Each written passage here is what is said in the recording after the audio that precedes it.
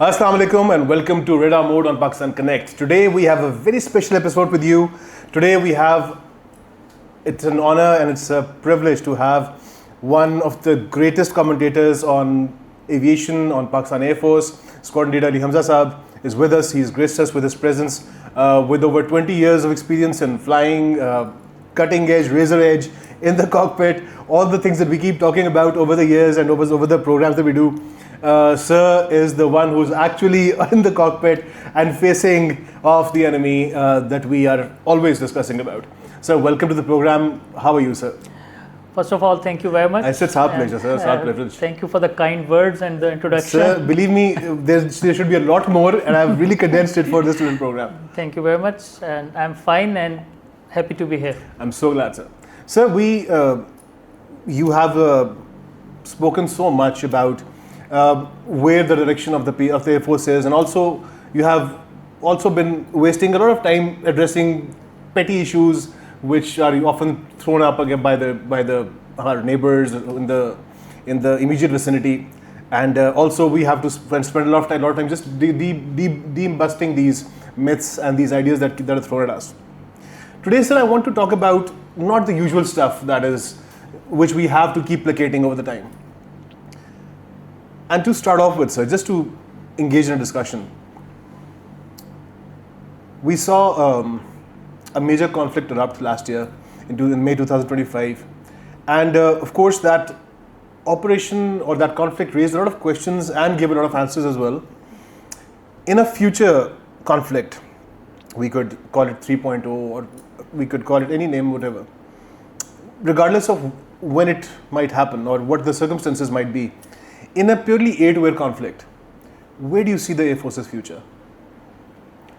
So, first of all, like you said, that a lot of, I'll say, things that have been repeated time and again. So, this is something very good that we are talking about the future.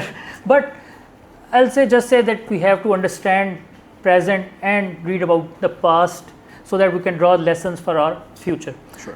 One of the problems is that, for example, not like I'm going to not take any names, but generally people, they jump to conclusions that this is the best course of action, that is the best course of action, without proper analysis. Absolutely. You cannot choose what is the right course of action, first of all. Secondly, I've just written an article, F-4 Fallacy, which all of you must read. It's a brilliantly written article. It gives it's a brilliant parallel between 1970s, 1960s Vietnam era to how technology and modern warfare is evolving. I'll put a link to this program. Please, all of you, read it. It's brilliantly written. So, as I said, that the F-4 Phantom Fallacy, that there is a new technology, and that is something very good. At that time, it was missiles. You had that biplanes, triplanes in World War I. Then you had the P-51 Mustang and Spitfire. Again, guns only, etc. Then the jet age, even with the F-86 in Korean War, still mainly guns, dogfight, 15s and 17s coming exactly. in. So in 65 war, we all know about Alam and all that. So, like you said, in 60s and 70s, the Vietnam War, there were some people who said that okay, dogfight is dead because of the missiles, right? The missiles are redundant. So they thought that okay, so now it is going to be only missile fight. So they didn't put the guns in F-4 Phantom, and I'll not go in the details. I'm sure many of the audience, they know already. They should read the article. Yeah, they can read the article or not. Today, it's not that difficult. They can just go and talk to AI. Okay, tell me about F-4 Phantom Fallacy and the guns, etc. The point is, in the Top Gun school, basically the famous 1986 movie of Tom Cruise, that was based on this, and his CEO, he comes and tells this that there was 2:1 and then etc. the kill ratio. The point is that yes, you should be futuristic, but the decision that is this technology going to change the nature of warfare completely, or is this just a force multiplier? That is, I think, in my opinion, that's $1 million question. And why I'm saying is that because once we talk about the future conflict, drones, non-kinetic warfare, electronic warfare, network-centric warfare, multi-domain operations, space, artificial intelligence, these things, even, I'm sure Chinese and Americans, they are talking about quantum also, quantum computing, quantum radars, etc. But in Indo-Pak scenario, we don't have quantum yet, but AI and drones, these are the hip words. This network centricity is something we can all conclude on. Yeah, That is an absolute necessity for the time. It is. Drones is the necessity. My point is, when people give sweeping statements that the future belongs to unmanned aircraft, right? So that's something. Yeah, that was exactly my point. That yes, you should be like realistic. Importance of drones, importance of artificial intelligence, that cannot be negated.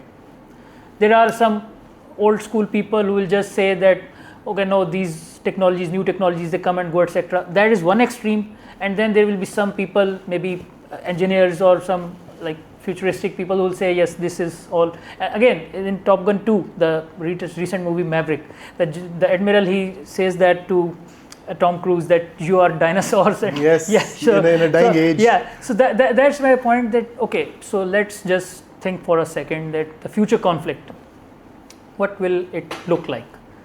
Do you need manned aircraft? In my humble opinion, yes. Do you need drones? Absolutely, right? So instead of just thinking that what is the future of warfare, do we only need unmanned or manned? Why not use them as force multipliers, loyal wingman concept, man-unmanned teaming, Mamti, whatever drones can do, right? You can use them for that. Or just use them as sensors. Absolutely, they have a lot of advantages. Yeah. So I mean, the pilot, he cannot stay up for 24 hours, right? The human, they have their limitations. The drone, so the drone can fly for 27 hours. Yeah. If the drone is shot down, you do not have to worry about the pilot. Yeah. So there are advantages, but what I'm just trying to convey here to the audience is that just don't go to the extremes, right? Last fighter pilot has been born.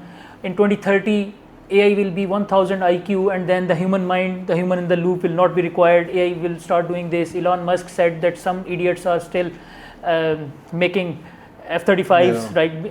It's around $100 million per aircraft, etc. So you should focus on that also. So maybe there are good points on both sides. But once we are talking about like coming to Indo-Pak scenario and to your question, I cannot just like guess that maybe it's like this or that. It is game of survival. I am a small country. I have limited resources. Adversary is far bigger. I have other issues also on my western border, etc., etc. So I think every educated person knows about the issues. I don't have to go in those details. We've talked about it. Like so I cannot just like take a guess. Okay, I'll do this. If it works out, fine. Otherwise, I'll just try anything else. You have to put in hard work, decide what is the best course of action based on the empirical evidence. You can look towards Russia-Ukraine war. You can look towards Iran conflict, etc. Even our own, that Indo-Pak war. So I think, personally speaking, that the next conflict will see new non-kinetic things in which you see again the multi-domain operations, use of drones, space, etc. Cyber. Yeah, cyber. CEMA basically cyber and electromagnetic activities, CEMA and EMSO, electromagnetic spectrum operations. They are just like one of the same things that you are doing electronic warfare and cyber attack at the same time. Sure. So these things, definitely these domains are now important, but I think more or less the conflict will be decided kinetically. You need new aircraft, you need new weapons, you need to destroy something, to disrupt something, and for that, definitely, so that's the goal. But to achieve that goal, you need all these cyberspace and all that. But if I say that, okay, I don't need these things, I don't think so, frankly speaking, that in next 5 to 10 years, the conflict is going to change like that. Okay, only drones are going and a swarm of drones is going towards the border, etc. And then you are thinking that this is it. That's all we need. That's all we need. So strategically, tactically, you have the importance of these weapons. Strategically, still more or less the doctrine remains the same. And just to conclude, that what I see around the world, because in artificial intelligence, in cyber, in space, the great powers, USA, Russia, China, they are ahead of you, India and Pakistan. So the simple question is why they are still using manned aircraft, and they're still producing, they're advancing. So J-35, J-36, J-50, J-20, J-20, then F-47, NGAD. Europe is still thinking about this 6th generation aircraft. Again, that's manned. So I think that the evidence suggests that more or less, as I said, the warfare will stay on the kinetic side, but definitely non-kinetic options, you need them also. Again, if your adversary is far bigger, to disrupt. So for the disruption, we still have this non-kinetic multi-domains, but for the destruction, the weapons will stay the same with most probably human in the loop, right? And let's see Kizil Elma in Turkey, and I think GJ11 in China, M28 Foxbat, if I'm forgetting the name. So these are loyal wingman concepts, CCA, collaborative combat aircraft. So once you see that it is like a mainstream idea, now we are not astonished once we see that 4 aircraft are flying, or maybe 5th generation aircraft from USA or China are flying. So 5 to 10 years down the line, you'll see that, okay, with 1 manned aircraft, maybe 2 loyal wingmen on right side, 2 loyal wingmen. Once that is completely normal for everything and the doctrine is based on that, then we can say, okay, the next step will be that maybe in the next conflict, 2050, 2060, 2070, we only see drones going, etc. So one step is still missing, and I still think that the age of drones is, in my lifetime, maybe 2060, 2070. Next conflict will still, more or less, it will be like the previous one in 2025. Sort of a balanced approach where the kinetic and non-kinetic measures are being taken side by side. Okay. So again, we're going to talk about things that we usually don't talk about. So, by God's grace, by a lot of hard work put in by a lot of Pakistanis and a lot of Chinese as well, we have a platform which has been the backbone of the Pakistan Air Force, the JF-17. It has shown revision upon revision now into Block 3. It has performed and it has proved itself over and over again. What's the next step? Beyond Block 3, where are we going with this? Are we looking at a transition towards a 5th generation aircraft? Are we looking at a stopgap measure between this and the J-35, or whatever 5th generation evolution we take? Where's the next step for the JF-17? So again, I'm sure most of the audience, they know some of the terms: lead-in fighter trainer, LIFT. You have these advanced trainers like L-15 China, M346 Italian, FA-50 from South Korea, etc. T-7 Red Hawk, US Air Force is working on that. So most of the air forces around the world, they do not use the light combat aircraft anymore. So it's like those light fighters, lead-in fighter trainers, advanced trainers, and then they directly jump to medium weight fighters. F-16 is a medium weight fighter, Gripen NG, Gripen E, and generally 15,000 kg maximum takeoff weight is the limit. That if it is less than 15,000 kg, which Tejas and JF-17 both, around 13,500, 14,000. So these two are, I think, only light combat aircraft. Apart from these air forces, either there are like Indonesia, those kind of air forces who do not need a large fleet of fighters, so they are going towards this FA-50 and these are advanced trainers and they can be used in uncontested airspace as light fighters. Right? In Indo-Pakistan scenario, things are a bit different because we are still leaning on these light combat. We have those high-low the combinations. So medium weight fighters, active ESA radars, and they have heavy fighters. Su-30 MKI is a heavy fighter, around 30,000 plus, it's around 36, 37,000 kg maximum takeoff weight. So that's a heavy fighter. So China has J-16, USA has F-15, and they have Su-30 MKI. But apart from that, generally it is that you have a good medium weight fighter, 4.5 gen aircraft, and then you have a lightweight fighter like J-17 Block 3. Excellent aircraft, everything which you can get in that price, it is better than every other aircraft, because otherwise you do not have any other light combat aircraft. You go towards the medium weight fighter, which is obviously 70, 80, 90 million dollars. That's a huge price. Just the airframe, not talking about anything else. So now with this dilemma, so coming to your question, now you have two options. First is that you continue with this model. You use a light combat aircraft in numbers, and then as the tip of the spear you have like this J-10C, and maybe if you get your J-35, we'll just keep J-10C. We'll see what that happens. We'll see. So J-10C plus J-F-17 and F-16 again. So this is model. Now, I think ideal plan is that you should have your own indigenous 4.5 gen medium weight fighter. For example, kind of a J-10C, but like J-F-17, we are manufacturing it in Pakistan. So indigenous has a lot of repercussions. I mean, if we talk indigenous, exactly what are we talking about? Like J-17 indigenous, or like are we going full engine, full weapons, full avionics? No, obviously even India, they are not that indigenous. So engine and avionics. Maybe they put in ethanol this time. No, they can very well fly. No, but the point is that engine and active ESA radar, BVR, I'll be honest, that needs literally hundreds of billions of R&D and dollars. Absolutely, and we understand that. Yeah, so it's better, frankly speaking. I mean, self-reliance in every domain.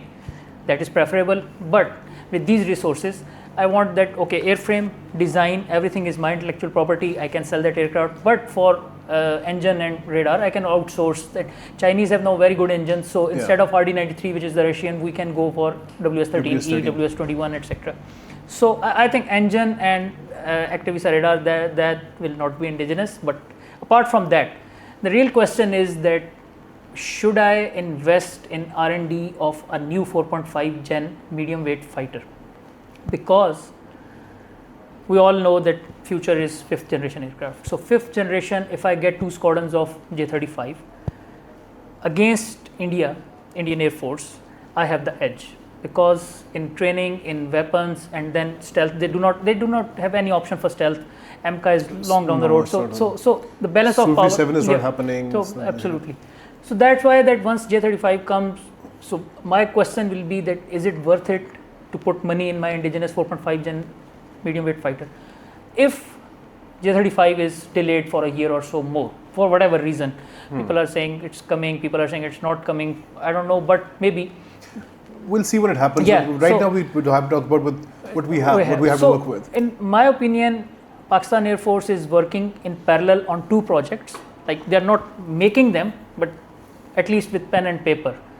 A 4.5 gen aircraft, which is medium weight fighter, which has at least 16 to 17,000 kg maximum takeoff weight, right? So that will be around F-16 J-10C category, and it's like JF-17. We can call it JF-17 Block 4 if the design is same. The size will be bigger, right? We can call it PFX Alpha. I don't know what's going to be the name, but it is ideal that the design should be kept same, like the F-18 Hornet example. Are we talking like Japanese F-0? That's another good example. Yeah, absolutely. So I was giving the example of F-18 and Super Hornet, but that's another good example. That F-16, same model F-16, and it is bigger. Yeah, Activisa radar, etc. So the same, for example. You have to do, I'm sure, calculations. It's not that simple that you just elongate one of those aircraft. So you do all the calculations on paper, and then you say that, okay, is it worth it? This will be the price tag. I will make this aircraft bigger, and obviously it will have this takeoff weight. Activisa maybe 4 PL-15, 6 PL-15, and then this is going to be a workhorse of Pakistan Air Force between 2030 to 2040.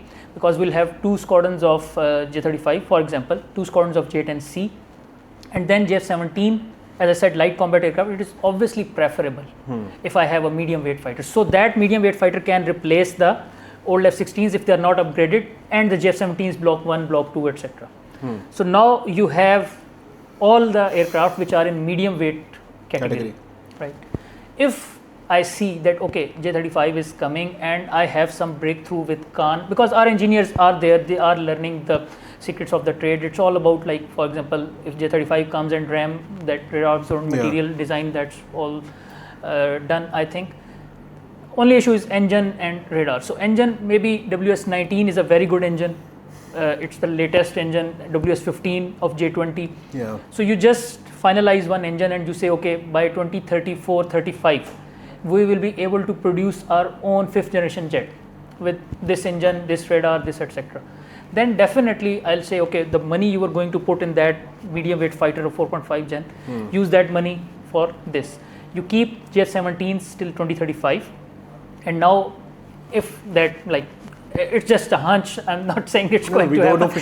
So we're not, it's our educated speculation. If there is a breakthrough, so ideally by 2035, you will have J-35, J-10C, you can phase out JF-17, all this. Block 1, 2? Block 1, 2, Block 3 will stay but with Activisa, but Block 1, 2 completely.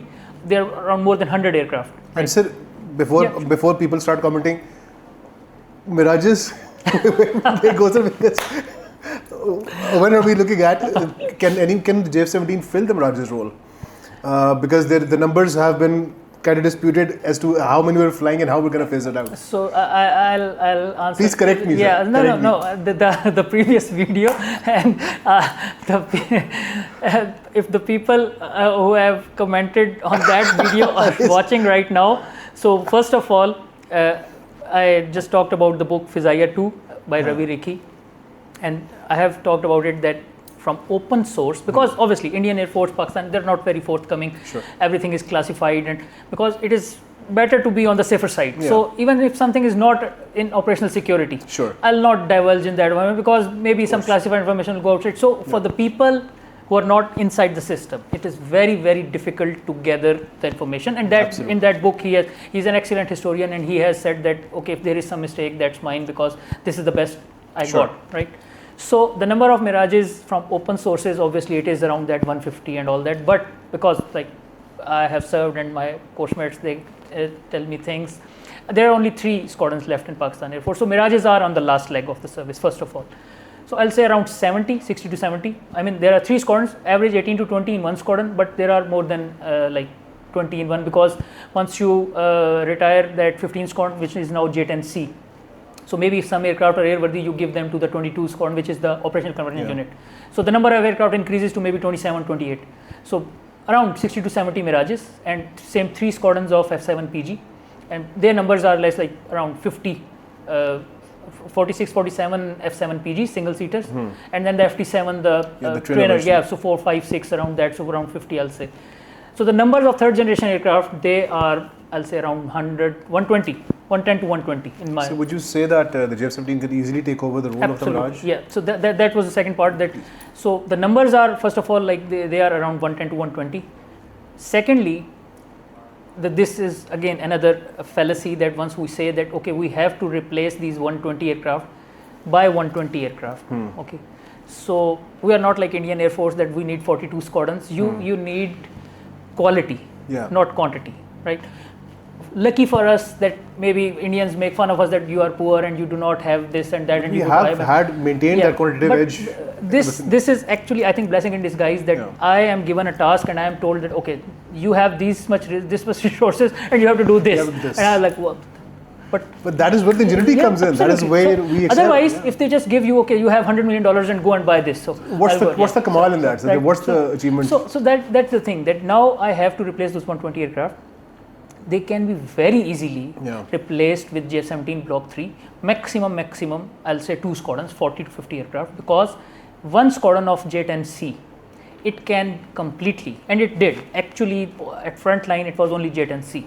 So all those 72 aircraft which were coming and all that, so from this side you only had one squadron with 20 aircraft, right? So J-10C can completely, in air to air, it is more than enough if we get another squadron of J-10C, and maybe we'll talk about that JF-17 also, that maybe we are buying more Block 3 or not, but if we get, let's say, another squadron of J-10C and then we go for a JF-17 Block 3, these 120 aircraft in air to air role, they are completely on one side.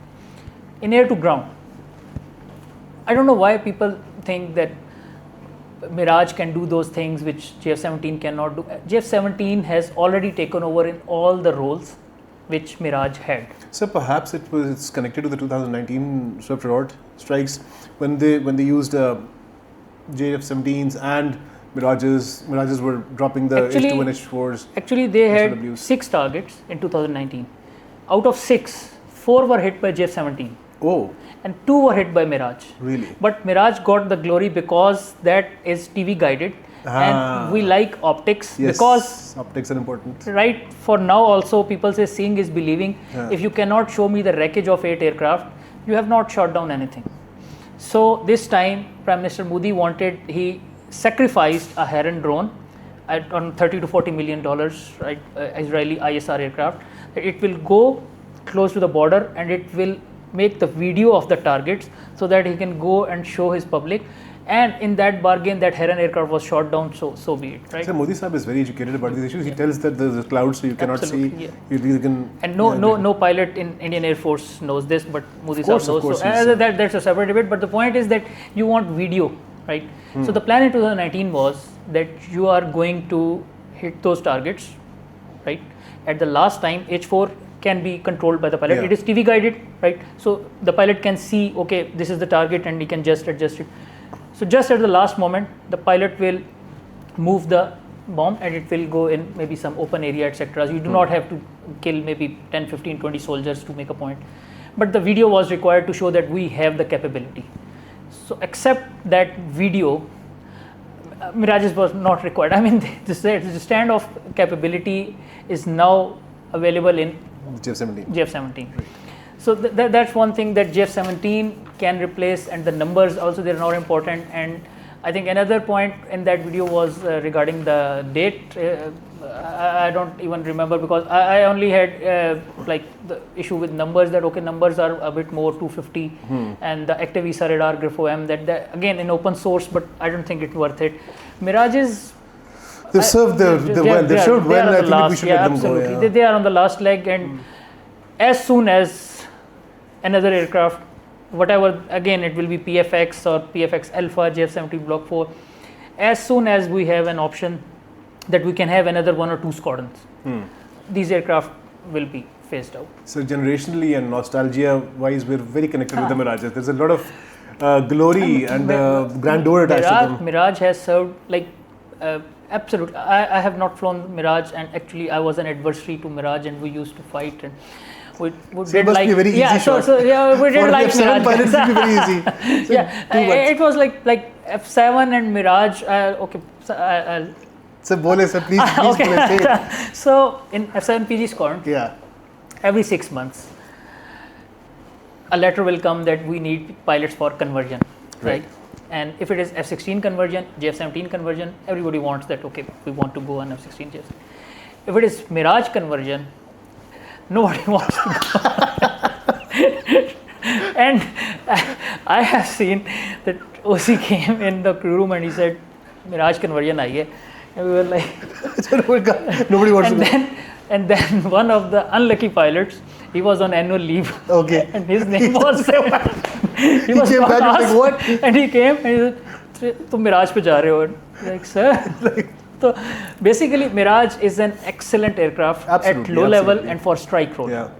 Standoff, everything. In air-to-air, I have made a video on this. People thought I was trolling Tejas. Actually, I was not. I was trying to teach them aerodynamics.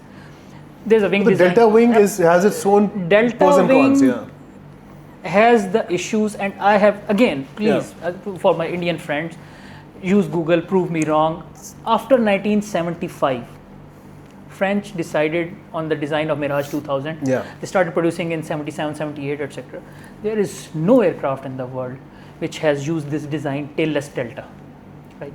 We have tail delta, MiG-21 in Indian Air Force, right?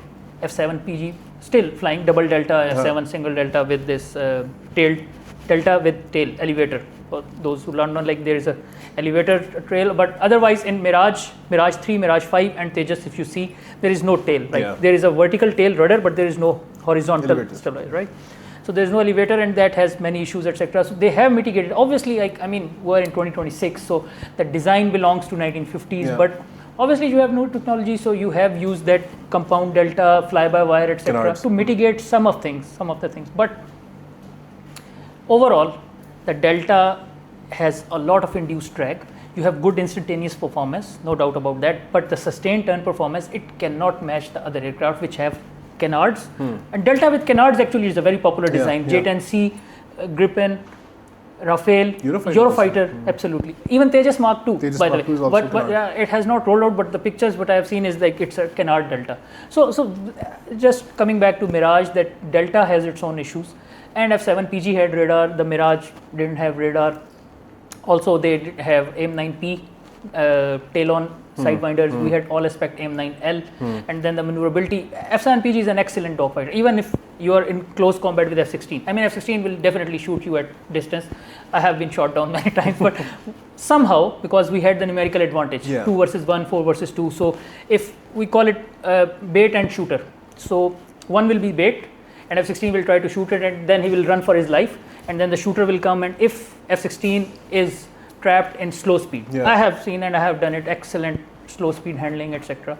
So F7 PG versus Mirage in air-to-air, it was like, I'll not say a duck shoot, okay, so there are a lot of Mirage lovers, but you get my point. Just want to reinforce this point that while there is no war happening, nobody is sitting idle and sipping tea and waiting for an attack to come. They're practicing a numerical advantage against the enemy on a day in, day out basis. And every practical scenario is rehearsed and worked and repeated multiple times over to the point it becomes second nature to the pilot. Am I right? Actually, excellent point. And to quote H.E. Marshall retired Sohail Aman, He said our boys only had one complaint. Yeah. That, sir, you have given us more tough time in training than Indians have given this us. is standard complaint. Yeah. So they are shipping tea half the time at least. Actually, in peacetime, yeah.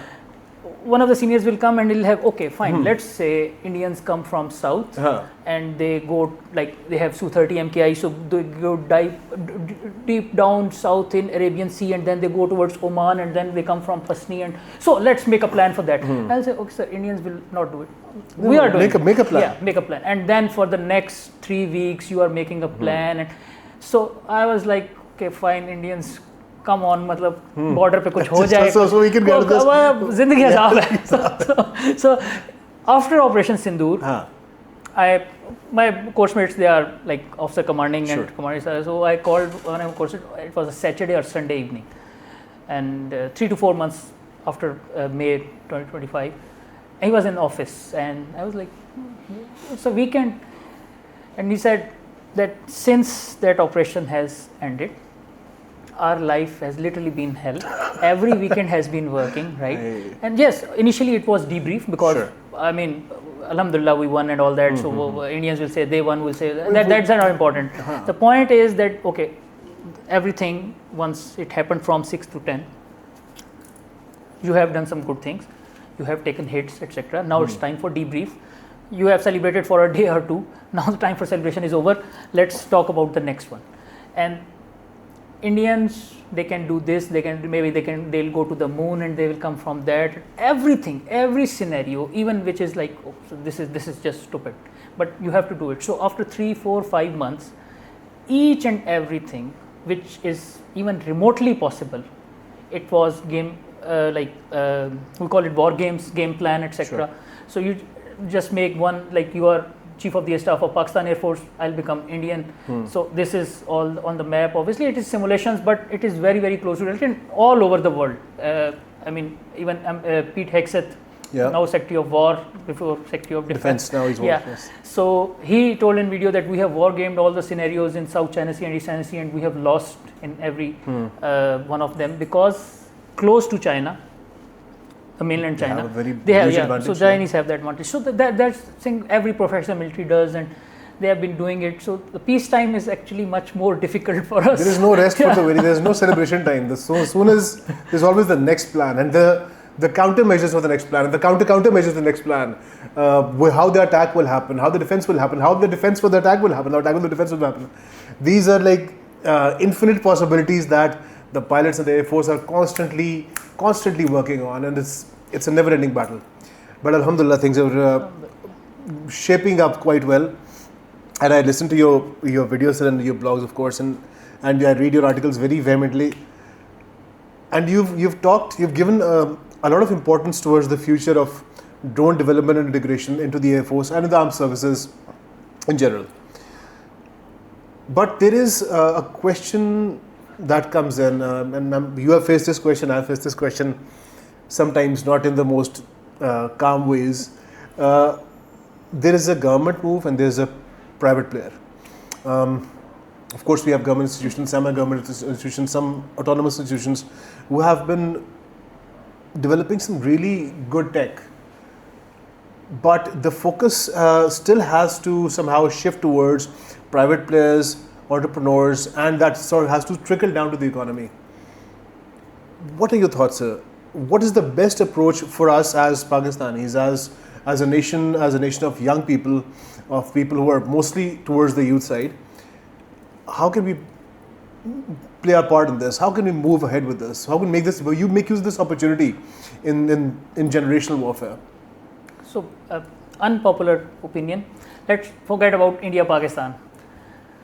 Let's talk about Billy Mitchell. Yeah. United States Army after First World War. He was United States Army Air Force, because initially Air Force was under Army. It was like a core armored corps, etc. Absolutely. Like aviation. Yeah, and he was writing letters that make it a different service, etc. And the people were like, yeah, "You're just a stupid man, and you're a pilot. You don't know, and it's a war of tanks and all that, etc." etc. So the friction, it exists everywhere. He was court-martialed. He died after his death in 1936. Second World War Pearl Harbor, everything, etc., etc. After the Second World War, USA said, yeah, he was right. I mean, now he's gone, but he was right. And in 1947, from the USA Army Air Force, they made United States Air Force, USAF. So USAF was made after Second World War.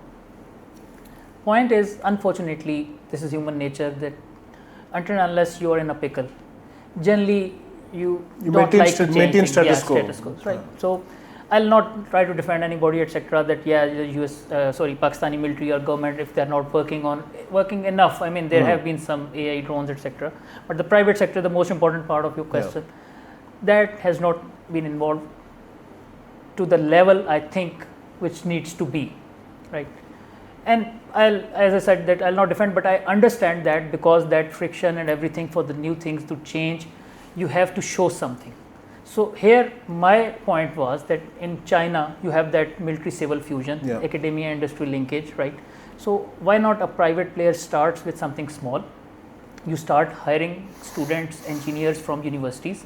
You give them if you have ample amount of money. I mean, if you do not have enough money, you are just like making dues. Obviously, so the entry threshold for a drone production and a fighter production, so the drone is quite low. I mean, absolutely, there are businessmen in Pakistan, big industries who can actually move towards this. But whenever I have said this, the reply was that if there is no incentive, why would they invest? And I was like, okay, so it's like the chicken and egg debate. So the government is whatever, they are not ready, they are not caring enough. They are also, so the government has their hand full. There's a lot happening in Pakistan. As I said in my video that okay, if I am chief of the air staff, you can criticize all you want. I have absolutely no problem. But if I have, and somebody comes and say okay, get a drone factory and bring your youth, I'll simply say why. I have enough on more than enough on my plate, right? Induction, operations, flying, training, much bigger adversaries, etc., etc. So it's not that simple.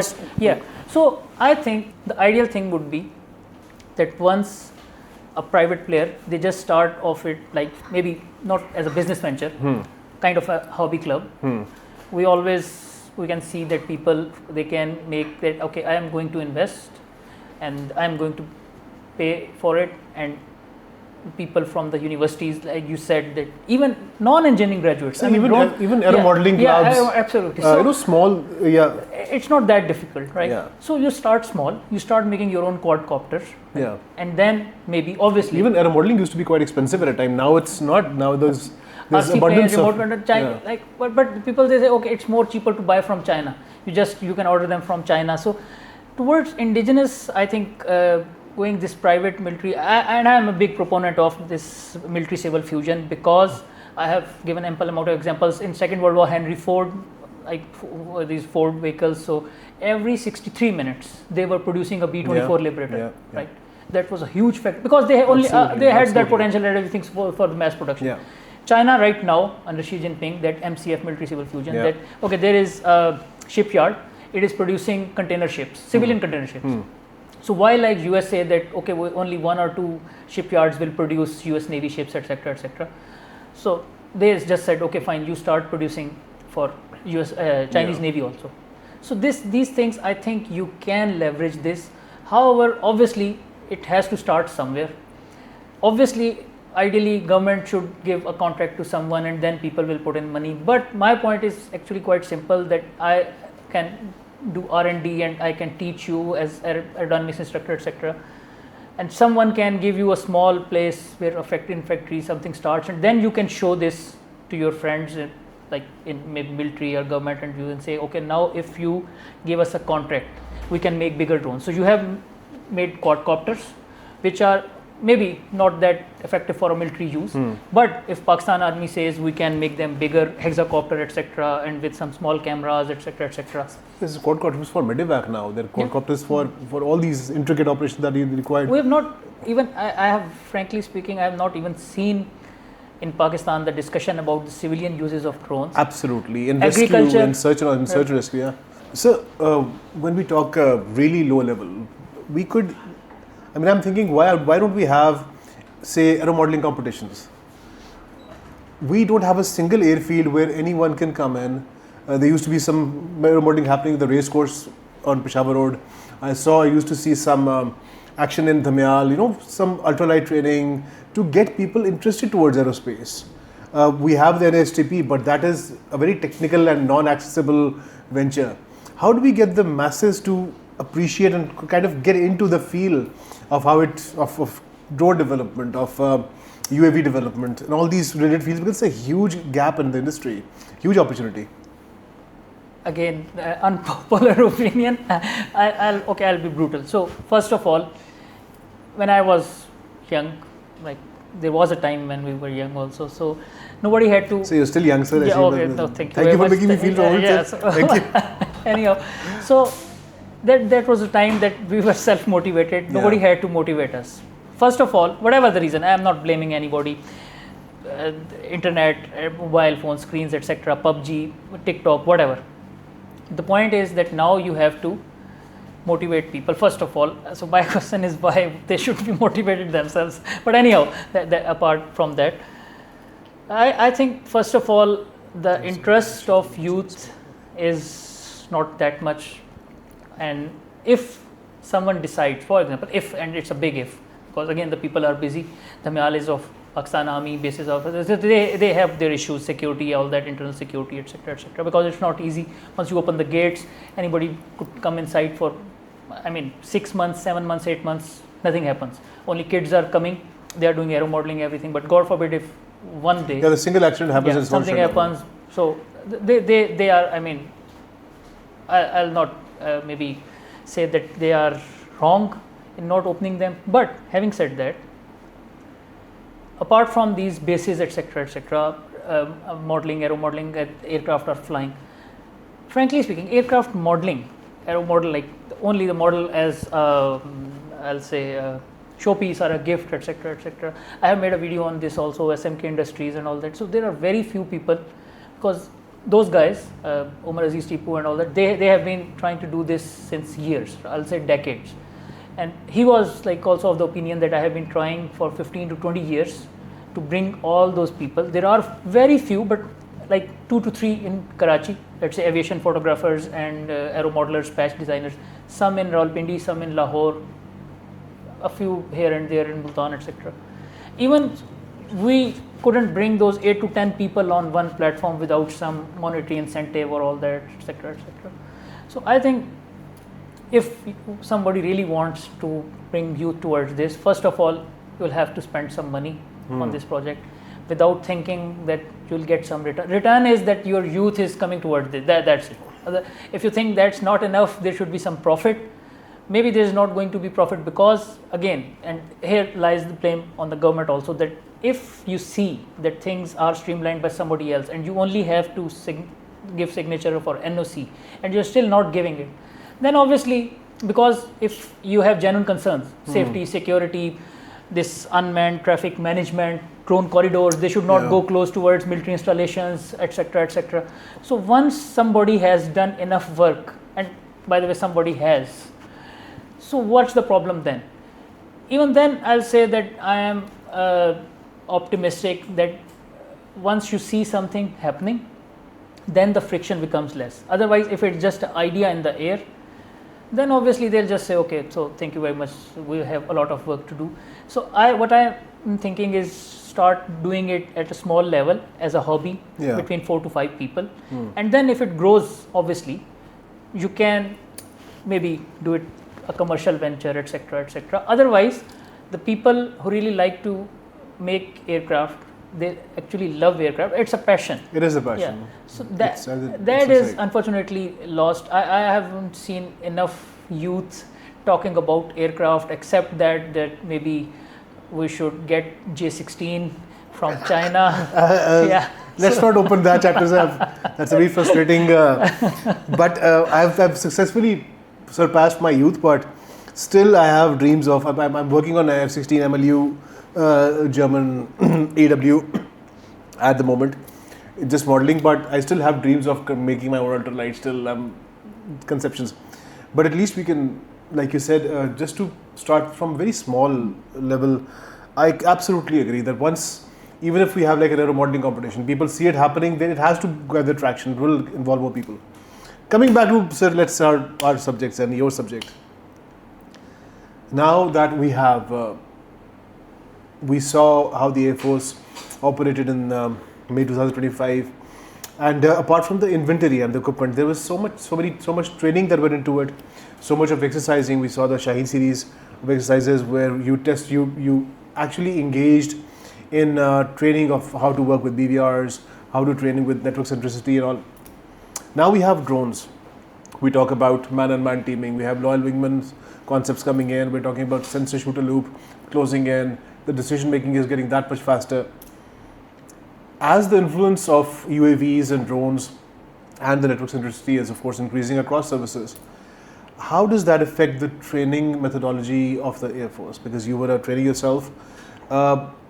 Is it an absolutely, would you say, 180 degrees mind shift?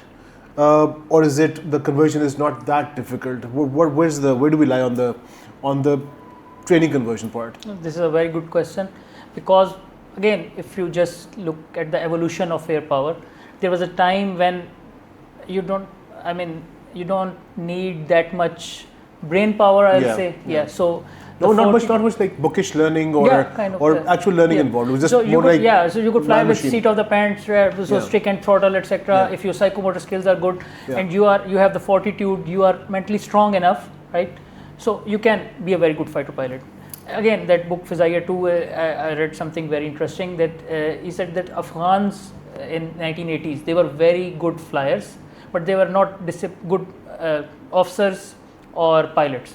I mean, they were not disciplined pilots, but in flying, they were very good. So if you will tell him that, okay, go fly the aircraft inverted, he can fly the aircraft inverted. But if you tell him that, okay, you will go and do this mission at exactly this time, maybe he's coming half an hour late because he was enjoying aerobatics in his village, etc., etc. So now, with this advent of information technology and multi-domain operations, cyber and space, etc., now the pilot is more of a sensor manager, right? Because there is so much input. We're talking about network-centric warfare, but the human mind, I mean, you can, I don't know this, you are the psychologist, so maybe they can do 7-8 tasks at a time. I see, you cannot have more than 6 trains at a time. So that's the point that, okay, fine, I am making machines, advanced machines, semiconductor chips, etc., etc., processor, Core i7, this, that, all that. And there's so much workload that the pilot used to handle himself, now it's being outsourced to the computers. But the problem is that if you are bombarding him with the information right? So cut the clutter by... That's right. This is not an endorsement. I did that intentionally. So anyhow, so there is so much clutter and you have to decide in little milliseconds, because again, previously in Second World War and after that, the flying was very difficult. You did not have navigational aids, etc., but the speed was low, so you had at least time to think and all that. Now at supersonic Mach 1.5 or 1.5 missiles flying at microseconds decisions. So you have coming all that situation and you have to decide in literally milliseconds, and then obviously it should be a second nature. So here actually what I said that you had asked an excellent question, that now the training, previously it was focused on the Markotai and all that you should be tough. Now instead, obviously you need you are a soldier, so you'll have those general service training, parade, etc., etc. But if you are not mentally at that level, academically and knowing the basics, at least if you are not if you are an engineer, then very good, obviously, but generally we're not engineers, so you should be at a level where you can understand, okay, this radar is working, this activisa, it will give me this data link is doing this, there is a sensor, AVAX flying in the air, maybe, or a satellite or a cyber station. Or a drone. Yeah, or a drone, absolutely. So we started from drones actually, and they are giving me all this information from this 400-500 kilometers, right? So what I have to do? Then again, because in pilot there is hierarchy, for example, there is a mission leader, he is thinking about everything, and then also is number 2, because obviously it's like a stepping process. So initially you are operational wingman, then you become pair leader, 2 aircraft, then you become section leader, then CCSR or Top Gun Combat Commander School, etc., etc. So think of that commander, mission commander, who has to think of maybe 20 to 25 aircraft, and now these sensors, maybe 30 to 40, whatever number of drones, a couple of satellites, and AVAX, etc., etc., and he still has that human mind, because there is no upgrade of RAM 8 GB, 16 GB, and so the best thing you can do is that what actually Pakistan Air Force has done, and they have I really like the name, they have named it Project Phoenix. Yeah, so the Phoenix, like very simplistic. Yeah, it dies, and then from the ashes it rises. So it's reborn. When I was in academy, Air Force Academy, we used to go and started our like this general service training and studies, and it was 1.5 years in studies, Directorate of Studies, basic aerodynamics, aero engine, thermodynamics, etc., etc. And then after 1.5 years, you just go with that half-baked knowledge that okay, wing design is like this and that, etc., etc. But you forget everything over the period of time because the training was so tough and only focused on, as I said, their mental toughness. But your knowledge, you need a bare minimum knowledge. But frankly speaking, it was like secondary importance and all that, because the aircraft which you were going to fly, F-7 and third generation aircraft, they did not need that level of understanding of the technical and the advanced avionics. Now, once after this project Phoenix, they go there and they start studying. There are two colleges: College of Flying Training and College of Aeronautical Engineering. So College of Flying. There's two tracks. Yeah, I mean, but overall, aeronautical engineers, they go to College of Aeronautical Engineering, and the pilots, they go to College of Flying Training. Right. However, what I have heard that there were some FSC pre-engineering very good kind of students who had very good marks, etc. So they were said, okay, you are in GDP branch, you are pilots, but for you 4 years, you will study College of Aeronautical Engineering and you will do aeronautical engineering with your course mates. After 4 years, they will become engineers, aeronautical engineers in Pakistan Air Force, but you will go to the flying wing and start flying. The others who because obviously engineering is more difficult, etc. So I think there was some merit. So 95%, 94% they go to CAE, 90%, 89% they go to CFT. In CFT also there is 4 years of studies, and they have, I mean, not that technical like engineering, but still something very good that after 4 years, once they report to flying wing and they have to fly, and whatever machine they are going to fly in the future, maybe after flying training, once they graduate, they go to drones, because the drone pilots, once they are sitting on ground, they are not flying in the air, but they have to understand everything, and actually we call them pilots. They are still with the wing, etc. So just one question in the middle. We remember how during the old days, the US drones, the Predator drones, when they were bombing Afghanistan and Iraq and whatnot, there was, we remember containers where the pilots are sitting, and there's one pilot flying one drone, and he has his eyes on the television and managing the flight and the payload and whatnot. Is that the same scenario that we're talking about, or now it has expanded? One pilot controlling multiple drones, or how is it evolving? Another excellent question. So for now, it is the same scenario, but we have the terminology laws, LAWS, lethal autonomous weapon systems. So with this autonomy, the level of autonomy, AIE and all those, now with the data link also, depending upon your software or your machine or whatever that network-centric warfare, that if one pilot, it has one control system and there are two drones on data link, and obviously, I mean, he cannot control both, so but there is that autonomous system, so kind of an autopilot. So if it can put one in autopilot, okay, you fly here, and then for this one other one he is controlling, and then he tells him that okay, now you are in landing mode, you just come back and land, and automatically that drone will come back and land, and now that pilot has not to worry about that. So we don't have that distinction between, say, a UCAV, a loitering munition, and a swarm drone. No. Now this is now a bit vague in the middle, that we can put a drone into a loitering munition mode, for example. Is that how it works? No. Loitering munition is something different. Actually, it's the suicide drone. Yeah. It's the one-way attack. Kamikaze drones. Yeah. So you don't need a controller for that. I mean, you have just programmed it. And it's gone. It's a bomb. It's a flying bomb, right? So it's a drone which does not require a pilot. I was talking about the bigger UCAVs and ISR, which like is the Sharper, Sharper 3, absolutely, MQ9 Reaper, and Winglong from China, etc. Yes. So we have indigenous. We have Akinci TB2 from Turkey has become an excellent. They have become a drone powerhouse.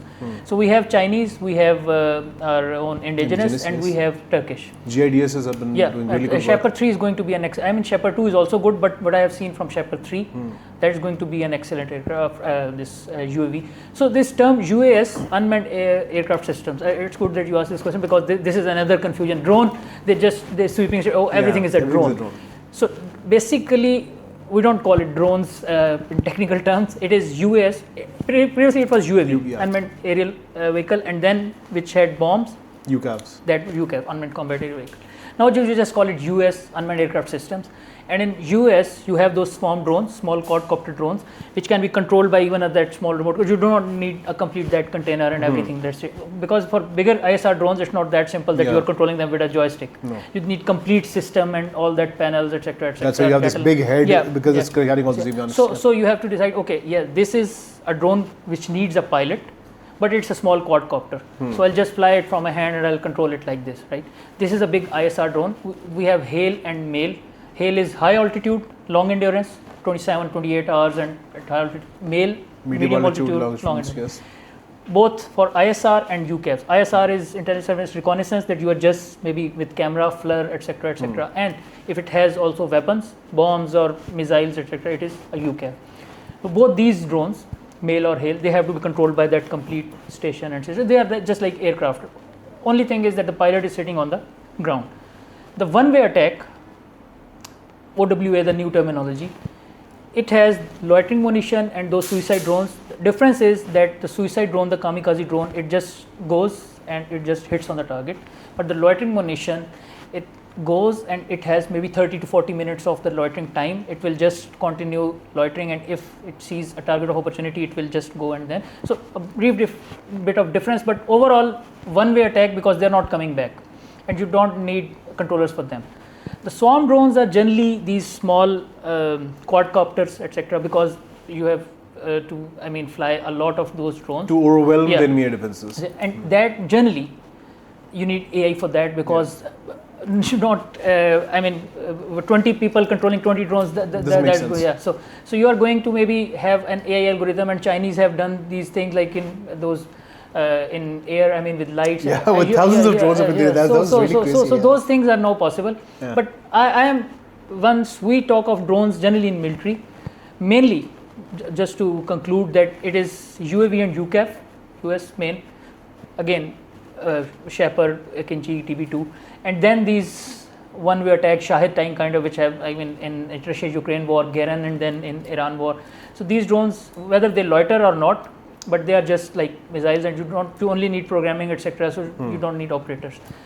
Mainly the bigger drones, they are like a liability, because I think Houthis have shot down around 28 MQ-9 Reapers, and Iranians have around 30. The Reapers have been, the Predators and Reapers have gone down like crazy. This is actually a biggest issue with these drones, that they are slow speed, they do not have any countermeasures, etc. So they are very easy to shot down. The problem is that we need them also, but in contested airspace, they are going to go like this. So I cannot afford 30, 40 Shepherd 3 or 4 or 5. So destroyed. So USA can, obviously they can, I don't know, maybe even they cannot afford. I will not comment on that. That's a separate debate. But these drones are actually in contested airspace. They are very, very vulnerable. So I said conclude last time, but to conclude here, the future is Kizil Elma, stealth drones, jet powered. They have jet engine, so they are very high speed like fighters, and they are stealth, so they are not that easy to shoot down. So I think, and we have seen like this USA, China, we have already talked about it. So most probably, once you will see the loyal wingman concept with fighter aircraft, the drones which will be flying there will not be these this propeller or this simple. They will be jet powered stealth drones.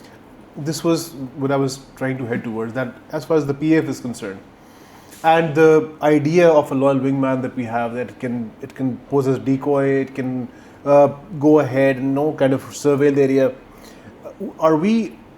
Is that going to be some other different drone that we're operating, or will it be the same drones that we have normally, like the Sharper or the support drones that the Air Force is using? Will that take on a loyal wingman role, or will it be a new development?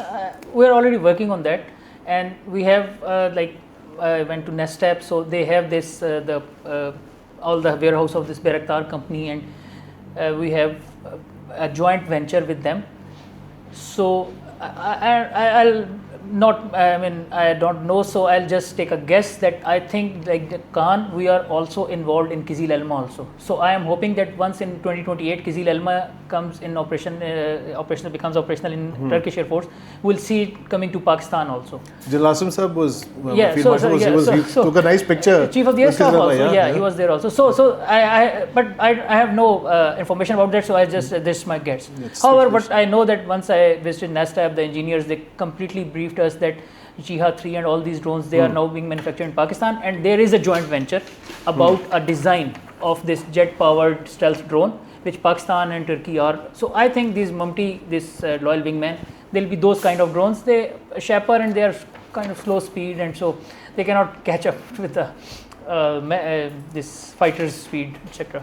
I saw a video of yours when you talked about the Rasook missile, the Temur, the Raad, and so many new developments that are coming in from NESCOM, from other parties, and it's very encouraging to hear about these developments.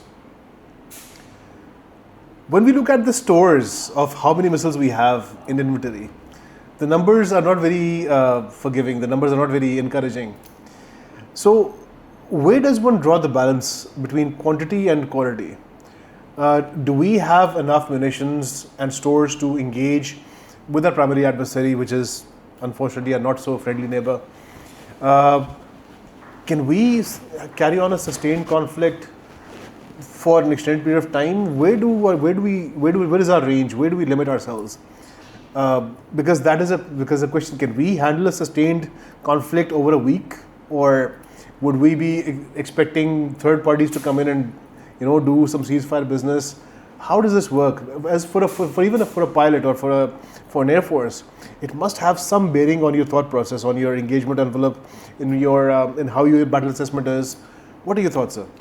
Okay, so I'll not try to, sweep them under the rug. If the problem is there, everything is not hunky dory. So we're not the richest of nations. Yeah, obviously. We have our limitations. Absolutely. So we have to work with our limitations, and we try to make the best of them. But what's the thought process behind, as far as the Air Force is concerned? I'll just give my opinion because I'm no more in Air Force. But the thing is that, okay, from an analyst point of view, sure, I see, yes, there is a problem. For example, we do not have a heavy fighter, a hard-hitting fighter, deep strike fighter, right? Mirage is, I've already on the last leg. JF-17 is a light combat aircraft. J-10C is still not in air-to-ground role. It is only air. It can be configured, but we have 20 aircraft, so we are only focusing on air-to-air role.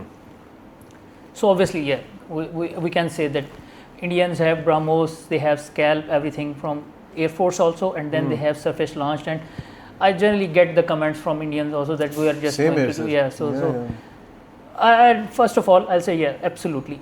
If you only talk about this strike role by Air Force, Indian Air Force and PEF, definitely Indian Air Force has the edge. There is no doubt about that. Point is, once you are as a planner, because I am at a technical level that you'll tell me, okay, you will fly this aircraft and do this. But at strategic level, once you are sitting there, you have all the resources. You have the naval resources, you have the, even the civil airports, radars are at your disposal, etc., etc. So Army, Navy, Air Force. So my humble opinion on this is that yes, this problem is there, and how can I solve this? First of all, throw money at the problem. Only rich people, rich nations can do that. We cannot do that. Not us. Yeah. Not the. Second is that you maybe go for a substitute.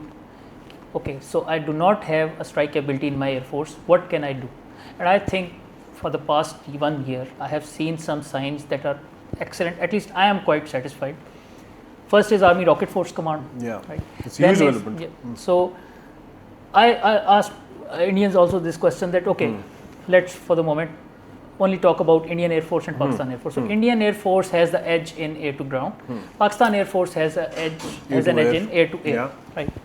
Now, after Army Rocket Force Command, Fateh 2, Fateh 3, Fateh 4, I don't know, Fateh 1 maybe they were used. So I'm not going that the Indians said we intercepted 100%.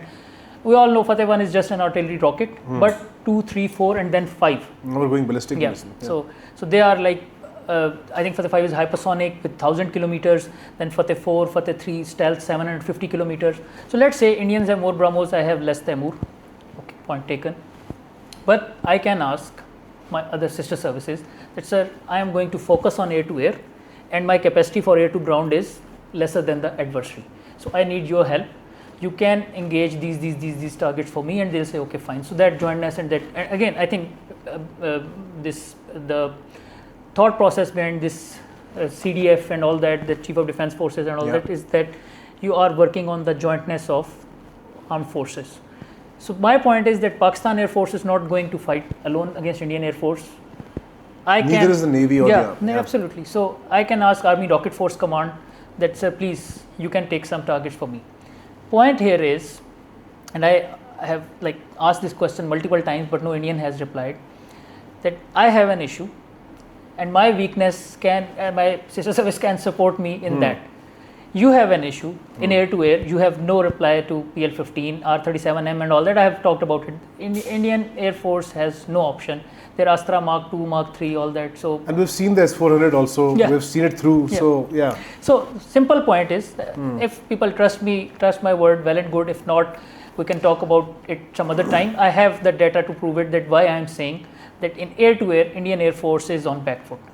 And my simple question is that how are they going to cover their weakness in a future conflict? For example, we have already talked, again, to conclude that Pakistan Air Force air-to-air, we have the edge. In air-to-ground, I'll ask Army Rocket Force Command. Now, I don't know much about this Commander National Strategic Command, etc. But maybe Pakistan top brass is working on something, because these changes signify that, okay. We've seen these changes come up. So they were sitting like in wargaming, in debriefing, and they said, this is the problem. So how can that be solved? Obviously resources, no resources. So, okay, you are going to help him, you are going to help him, and all that. So all these changes are coming in. Even if this reorganization is still actions being taken, Indian Air Force has absolutely no option, because Indian Navy, Indian Army cannot help Indian Air Force in air-to-air. They only have Meteor and S-400, because after 2019, the only two main inductions by Indians were this Rafale plus Meteor and S-400. And then BrahMos, it was already there, but let's say it was used first time, etc. I hope you know BrahMos is not indigenous. Everyone knows that, right? It's a BrahMos. Mos is for Moskva, the river in Moscow. So it's like a Russian, half of it is Russian. It's nothing indigenous about it, guys, Indians. You just made 1.46 billion enemies, I'll say, but anyhow, I'm sorry, it was based on fact, but just they don't like this one. I know, they don't like hearing it. Anyhow, the point is that actually I think that Indian Air Force is in more trouble, and I have my issues, obviously. I'm not, I've considered the point that yes, the strike is a weak one, but I can compensate that with my other sister services. Indians cannot. Actually, we should ask them these kind of questions. They are coming and asking us, okay, what will you do? What will you do? So my simple question is, how are you going to fight in air-to-air? And please don't say we're not talking about two-front war. We're just talking about a single adversary, 5 times smaller, limited resources, and again we're in the Katara. This is actually this is another very interesting point. First of all, there is no two-front war.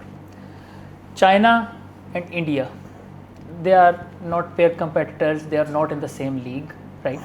Even Indian Air Force, if they take on PLA Air Force, Chinese Air Force, one-on-one, like they are going to just demolish them. So there is no comparison, number one. So there is no two-front war. Now just talking about India and Pakistan. Again, another question. My first question was how Indian Air Force is going to respond in air-to-air. My second question, like we discussed that for once, all the Indians should sit together and they should decide that whether Pakistan. Yes, it's a very important. Yes, so please, very important. So एक दफा pick कर लो यार कि करना क्या. So Bharat Karnad, the strategic analyst, he was like the Krishna Menon. I think in 1962 he was the defense minister, etc. His words, he was a baseline idiot who made Pakistan a threat. Pakistan is like, we can just like destroy Pakistan in one day. Actual threat is China, right? So Pakistan is nothing in front of me. Right? This another my favorite channel, Indian channel, which I don't watch, but people ask me. He has made this video. His video of September 2024 of JF7 blunder and all that, etc. His words, quoting his words from the video. Pakistan, we don't even think about Pakistan, right? And then recently there was another guy, I am forgetting his name. Pakistan doesn't exist for us. So Pakistan is no threat to India, and we are telling them day and night about these things, that how we are going to counter BrahMos, how we're going to counter. You should not even talk about Pakistan. Sir, 90% of the military Indian analysts at least are making money off Pakistan. Their politicians. Politicians why are you talking about us then? So if there's no last question for them is, okay, I have no problem. India is a bigger country, good for you. India is a regional power. And there's no disagreement about this. Obviously, it's absolutely true. So just decide for once, because if you are daily talking about this, that Pakistan will do this and will do that, that means that we are military peer competitors. Right? If not, please stop talking about us and stop wasting my time. So, if it's a blunder, it's a blunder. But you see, when it comes to the battle space, the wonderful thing about the battle space is that the talk doesn't work anymore. It's the performance. And the performance shows for itself. Everybody is equal. There's no high speakers and low speakers. So वहाँ पे सब बराबर हो जाते हैं. नजर आते हैं. I mean, Praveen Sahni, they will now Indians say that he's also ISI agent or whatever he's from. He's a Pakistani. He's a Pakistani. Yes, but he has said that Pakistan and India, they are a military peer competitor, right? India has a bigger economy, everything. And actually, frankly speaking, if I were an Indian, I would have been embarrassed, because comparing myself to a far smaller country, right, with this much resources, you have economy of $4 trillion, you have 700 billion, I don't know, whatever that foreign exchange reserves, etc. And so 30 years ago, China was not in this state. China was worse off, and look where they are now. I mean, there is no comparison with China. So this two-front war is dead. Yeah. They are still talking about 42 squadrons. Even if you get 52 squadrons, you cannot do any two-front war. China is now in another league. It's a great power, and it is looking towards USA for competition. Absolutely. So India, China, there is no more competition. Right now, again, I'll not give sweeping statements, but 28 squadrons, with half of them obsolete squadrons. Indian Air Force is in, as I said, very, very difficult spot even to counter Pakistan Air Force. And this is without J-35 and PL-16 and KJ-500 and all that. I am talking about current inventory.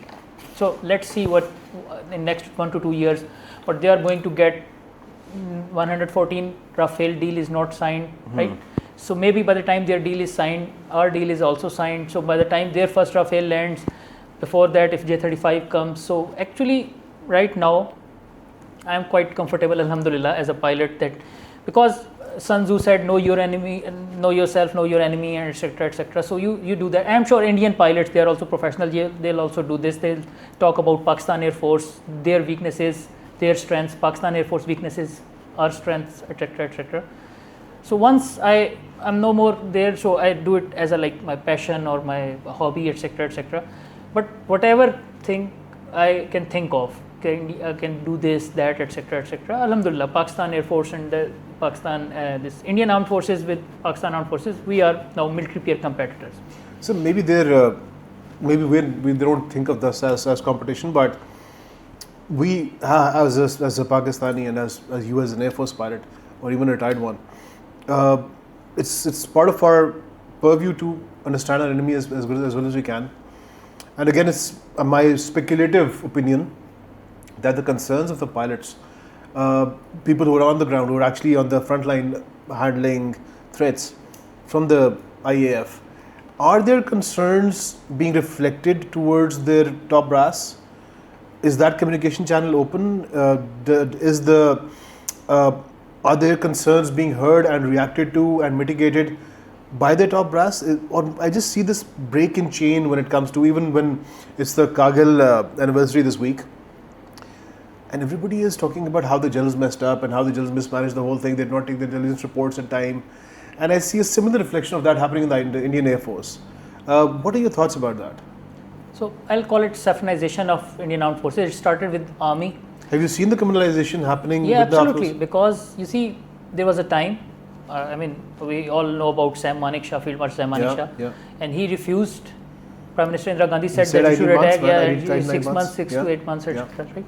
Now in 2019, what we saw was that Prime Minister Modi says that the pilots actually told him that there are clouds, so we should maybe postpone the mission. And then the Prime Minister says that I thought that clouds will hide the aircraft from radar. And he told them, yes, and the pilot said yes. So right. I think this is the problem. Another thing is, it started from Army. Why I'm saying, because you mentioned Kargil. Colonel Sushant Singh. He's in USA, a teacher and professor. So he retired from. I think Praveen Sani is also a colonel. They don't like maybe their colonels, so they only like generals. So say Prime Minister Modi is great, but if you just listen to him, he is very clear that in Kargil also, the Chief of the Army Staff of Indian Army, he wanted to publish his memoirs. It was not given the NOC. Right now, there is the controversy that again Sushant Singh has written all about that. That General Niravne, who was in this Galwan, and he has written a book, and they are not giving NOC to that also. So, and there were some things that he was asking time and again. His corps commander there. Was mentioned the Caravan magazine article. Caravan, exactly. Yeah. So that the author is that Sushant Singh. So in that Caravan magazine also, and the gist was that the commander there on the ground, he was asking Army Chief, what should I do? And Army Chief is not telling him what should you do. He's asking Rajnath Singh, Jay Shankar, Prime Minister. And there's no response for hours while the tanks are moving in from the Chinese border. And finally, the response was, "Jo uchit samjho wo karo." Yeah, do as you feel is important and necessary. I mean, so these things started with Army, then. He said, "I was handed a hot potato." I think hot potato. What do I do with this? Yeah. So now, what I'm trying to say is that on 7th May, Indian Air Force, the pilots, I think they got the short end of the stick because intelligence failure, not their problem. They were told that 145 kilometer range, Pakistani missiles at that range, right? So they were shot down. Once they came back, now you can hide. You can, the masses, the trolls, they can say, there is no evidence, etc. The people on the flight line in the squadron, the pilots, they knew that, okay, 14 Rafale went and maybe let's say 10 came back, for example. Now you can hide it from the world, but the people, they know in their hearts that this has happened and they want accountability.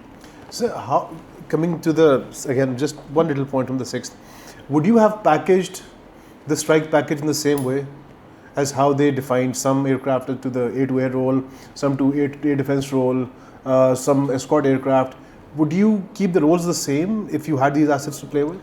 I think one of my students, he asked me the same question and he said, "This sir, I don't understand one thing. Why they didn't come in numbers, more numbers?" And my as I said, I can only take a guess. Maybe some Indian Air Force pilot can reply to that. That I think they underestimated.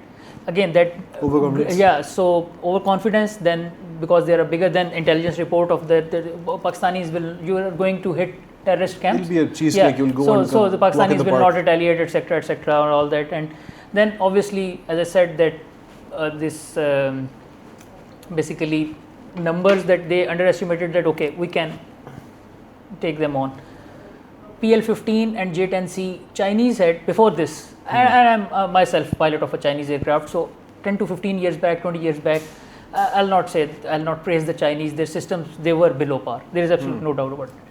But they have learned the hard way that now this is not the same China, right? And now their systems are at par with the Western system. So I think that all that complacency, maybe that delusions of grandeur by Bollywood also made some role. But I think professional pilots also a bit of overestimation in their own assets performance. This is exactly my point, that they underestimated Chinese system and overestimated Rafale and Spectra and EW, etc. And even the Russian systems. Russian systems are, I mean, I was not even talking about Russian systems. So 30 MKI, and that's something separate. Russian systems are another story. Actually, S-400 and Rafale, what is written on paper and what you say in my comments that we will do this and do that. So maybe those pilots, I don't still know why, but they overestimated the capabilities of their machines and underestimated the capabilities of Chinese machines, field intelligence, etc., etc. But now the point is that once they have landed back, now they know what happened. They flew professionally, they were shot down because of all that, but they adapted their tactics. And after that, I mean, they were not like 20, 25, 30 kills, right?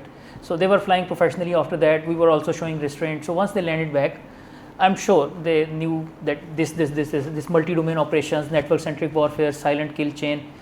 They debriefed for 2 days. Their CDS said that Air Force didn't fly. So after 2 days, they knew, okay, fine. Now we have to just lob these air-launched cruise missiles, ALCMs, BrahMos, Scalp from more than 200 kilometers. Yeah. So don't go closer to 200 kilometers of Pakistani aircraft. After 10th. Now again, not my this is not I mean not my words. Sushant Singh and Praveen Sani, Bharat Karnad. So they said that yes, there were aircraft losses. Everybody said that, but how many? Nobody knows. Number of deaths, nobody knows, right? So you have fought for your country, you have died for your country, and nobody is admitting, and you are just nobody now. So this, I mean, like, this must be demotivating. So after, so even only now this year they're standing out. They're just showing they're releasing lists of people who passed away. So the reason for the Air Chief Marshal AP Singh's speech on 9th August, in which he told that we made record of 300 kilometer kill and all that, quoting Indian analysts, they say that that was to mitigate that demotivation and the loss of morale in Indian Air Force, that Indian Air Force knew within them that this has been lost, right? And we have destroyed Pakistan's 11 bases, etc., but I mean, no aircraft of Pakistan Air Force was lost. So on 9th August, before that, there was like claims of we destroyed this in Bahawalpur, this in Murid Ke, nothing about 13 aircraft, Pakistani aircraft destroyed. But I think very casually was having a nice conversation so with the audience. 5 to 6, maybe 5 to 6 F-16s, a big aircraft, AVAX or refueler at 300 kilometers over Dinga, and also like, okay, fine. So General Bakshi took it to 15. He said, oh, this also F-16s, F-17s, all crowd. Sir, when you're assessing an enemy, an adversary, if Praveen Sani Saab has been saying this for 10 years, that this Shaheen series is going on, the J-10Cs are coming in, J-17s are practicing BVR maneuvers and BVR engagements, how is it possible that no one in the army raised an eyebrow that these are the kind of scenarios that we could encounter? There could be, they did have any intelligence on how this network-centric warfare was being practiced and engaged and deployed on the Pakistani side. Was this oversight? Was this a huge lack of intelligence? I'm sure the Army and the Air Force and the Navy have their own intelligence services. RAW is there. What happened? I mean, it just doesn't make sense. Again, I can only take a guess that they have this nexus, Prime Minister Modi, Defence Minister Rajnath Singh, Amit Shah, Interior Minister Ajit Doval, National Security Advisor, and then there's J. Shankar, the great one and only. Yes. So basically, they are controlling everything, and the top brass of armed forces, they have become spineless. They cannot stand to them, and there are, I mean, just anybody can go and Google multiple commanders. I think Air Officer commanding of Western Air Command in Indian Air Force, he was sacked. A vice chief was sacked, etc., etc. Air Marshal Diptindu Chaudhary, he has talked about these things.